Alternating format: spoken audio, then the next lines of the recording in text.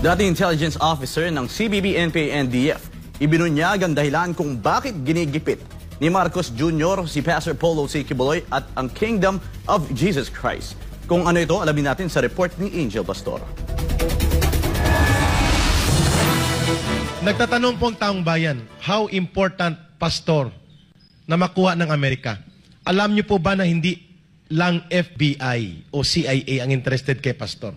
Nang makita ko po ang isang dokumento na pinablish ng US State Department, ang interesado pala kay Pastor ay ang US Treasury Department Office of Foreign Assets Control. Ano po ito?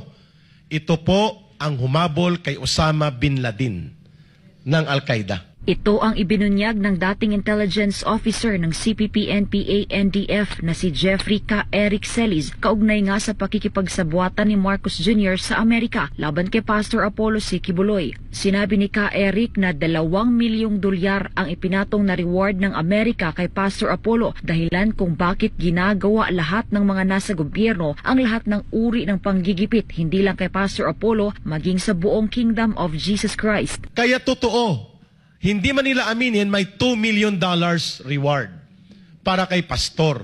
Kaya nga, atat na atat itong mga uhaw sa pera ng mga general ng PNP at pati sila Abalos at Marcos Jr.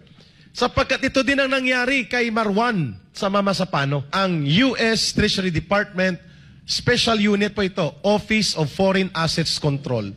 Kapag ito po ang gumalaw at nagmarka sa iyo, ay hahabulin ka sa buong mundo para i-confiscate ang lahat ng mga properties and accounts associated to your organization and to your person the way they did sa mga top-level terrorists. Sabi ni Atty. Dina, 2 lang sa Office of Foreign Assets Control ang nakalista, ma'am, na individual. The rest ay mga bansa. Si Pastor Kibuloy at isang terorista lang. Ang pera daw na nakapatong sa ulo ng butihing pastor ay na kay Marcos Jr. na at ginagamit nila ngayon para sa politika, kabilang na dyan ang panggigipit ni Ben-Hur Abalos at maging ni Senator Risa Ontiveros. Sinabi ni K. Eric na naiinggit ang Estados Unidos dahil mas lumawak at lumakas pa ang impluensya ni Pastor Apollo at ng KOJC sa maraming lugar sa Amerika, kaya't nais nila itong kamkamin at pabagsakin. Tinangkilik po si Pastor ng maraming mga tao outside of the Philippines. Ang Amerika po is a very insecure country. That's why gusto niyang digmain ang China.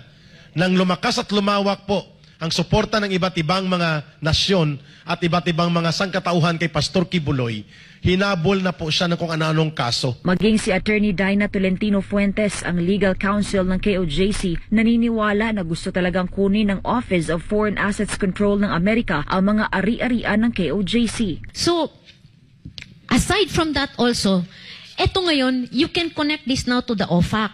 Na gusto ng OFAC kukunin yung iyong Office of the Foreign Assets Control. This OFAC, since it wants pastor's properties, you can connect this now to the cases filed against pastor. Not just the DOJ. If you look at the cases in Pasig, ang information naka-append sa dulo na yung forfeiture of all properties of the crime. Sinang-ayunan naman ni Sister Eleanor Cardona, ang Executive Secretary ng KOJC, ang pahayag na inggit at insecure ang Amerika kay Pastor Apollo kaya't itinuturing nilang banta ang butihing pastor. Totoo po yun. Insecure sila or threatened sila. No, doon nga sinabi ni Eric, tama yung influence at yung kapangyarihan o power ni pastor na alam naman natin pag nagsalita yung aming mahal na pastor talagang susunod kami. Isa lang yung boses na sinusunod namin. So nate-threaten sila kay pastor dahil alam nila ang Kingdom of Jesus Christ hindi lang sa Amerika, buong sanlibutan. At kung makita nyo, nung talagang nag-investigate, kahit dito sa Pilipinas, di ba walang ni isang property na nakapangalan kay pastor? Hinahabol nila si pastor dahil sa kanyang asset, dahil sa mga properties. Inggit na inggit talaga sila. Kaya talagang uhaw na uhaw sila, hindi lang sa pera, pati sa properties ng Kingdom of Jesus Christ. Hinahabol nila si pastor. Para sa Diyos sa Pilipinas, kumahal Angel Pastor, SMNI News.